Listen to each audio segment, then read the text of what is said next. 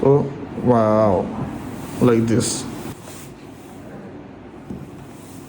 Okay. അപ്പോൾ ഒരു layer പോയി. Okay. അടുത്ത ലെയർ അഡിപ്പോസ് ടിഷ്യൂ ഫാറ്റ് അതെല്ലാം അടുത്തത് വരുന്നു. ഓക്കെ. ഈ ഒരു സംഭവം ഒരു ഒന്നൊന്നര സംഭവം സാധനം കാണിച്ചിട്ടാ.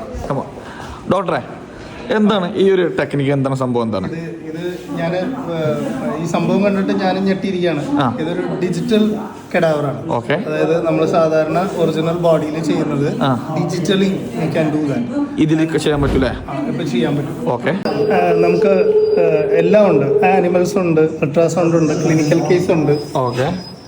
ഇതൊക്കെ യൂസ് ചെയ്യാൻ പറ്റില്ല? ഇതെല്ലാം യൂസ് ചെയ്യാൻ പറ്റും. സോ അപ്പോൾ നമ്മൾ ഈ ഒരു ബോഡി എടുത്തു കഴിഞ്ഞാൽ we have come this side, we have cut anatomy, so we will go for cut incision like this. Yeah. So wow, like this.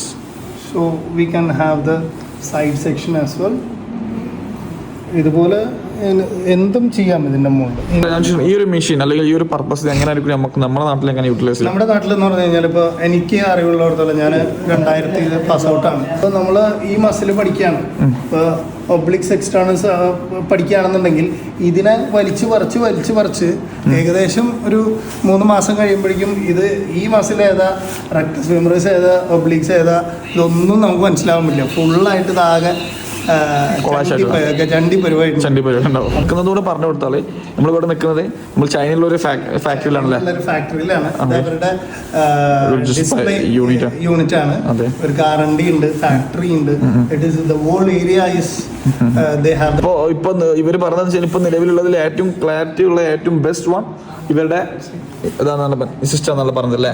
Yes. ഇതിന്റെ ഉള്ളിലേക്ക് പോയിട്ട് ഇപ്പൊ ഈ ആർട്ടറിയും വെയിനും ഒന്നും നമുക്ക് ഒരിക്കലും ഫോർമലിന് ഇട്ടിട്ട് പഠിക്കുന്ന ഒരാൾക്ക് പഠിക്കാൻ പറ്റില്ല. യെസ്.